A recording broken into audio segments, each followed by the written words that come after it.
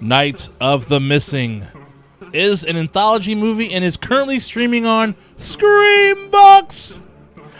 I have to say, this is a pretty solid anthology. Now let's get straight into this one anyhow, though. So now the main story, that's the connective tissue to the entire movie, is about a woman who walks into a police station with bloody hands and all, wanting to speak with the sheriff. And when she gets the chance to, she tells the sheriff some stories about people who are missing and how that happened.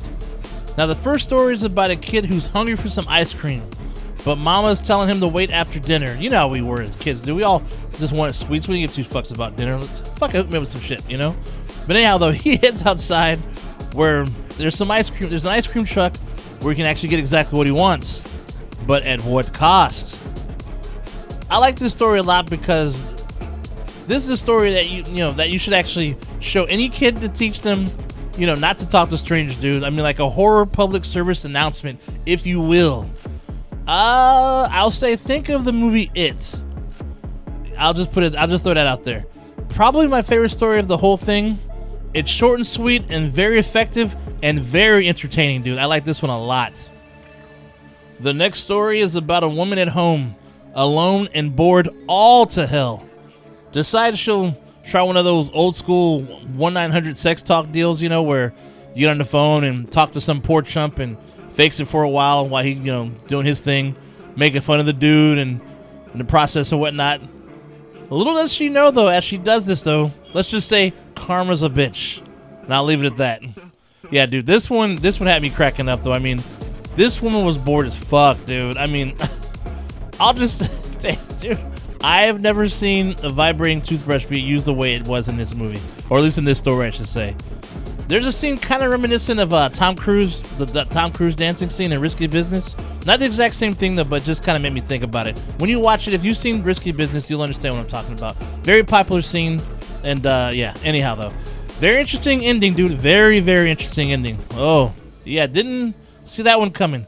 Good story, and I think this is actually the longest of the bunch, though. And real quick, though, since I did bring up that 1-900 thing, so the entire movie seems to be based like in the 80s or like, I'd say like early to mid 80s, maybe early 90s. But anyhow, though, yeah, because you got the old ass TVs in there, the infomercials and stuff, because that's how she found out her, the 1-900 thing. But yeah, so anyhow, the next story reminded me of an episode of Twilight Zone, dude. It's about a janitor. I believe he's working in a gallery or something of that sort, and he's mopping the floor and he's mopping like around this area that has one of those like those tables that has like miniature like streets and whatnot, and miniature houses and the cars and little people. So anyways, though, as he's mopping, he hears like a scream coming from it and notices there are people that are actually alive and moving. Yeah, there's running away from something and running away for survival. I'll leave it there, and but regardless, though, it's a pretty cool story. But I was a little confused by the ending, though. But like I said, I still liked it, though. Had a creepy vibe to it. I mean, think about this. How trippy would it be, though, to be that janitor and experience some shit like that? You know what I mean? Nobody would believe your ass, though. Be like, dude, quit smoking that shit. Anyways, though, there's some pretty cool transitions, though, between, like, the dude watching these things, play out and the miniature folks doing their thing. But, yeah, definitely a good one. Last story, though, is about a dude who could not keep the promises he made to the one he loved. And some pretty bad shit goes down due to his bad decisions. While this one was okay, I felt this was the weakest of the bunch, though. I mean, the execution of the story to me was just okay at the most. Like the jokes they tried to put in there and I throw in just didn't really hit, though. But I will say, what did save it, though, is there were some pretty cool death sequences, though. That's definitely what saved it, though. Plus, my man, wrestler Swerve Strickland, who wrestles for AEW, makes his debut in this story, dude. Whose house? Sorry, it's a wrestling term, dude. Don't worry about it. I mean, anyone who knows wrestling or watch AEW, they know what I'm talking about. But anyhow, moving on.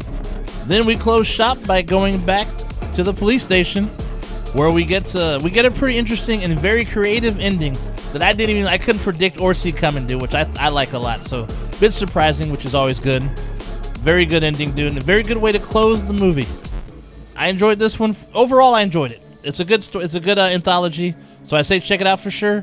Well produced, very entertaining overall, having some decent kill scenes, some good and creative storytelling, blood and violence, a good mix and variety of stories. What more could you want from an anthology, right? Now, I'm gonna be honest with you, no recommendations today because I'll be pulling out my holiday horror movies that you can watch, to help you end the rest of the year and whatnot. I'm gonna put that out sometime next week for sure. So look out for that.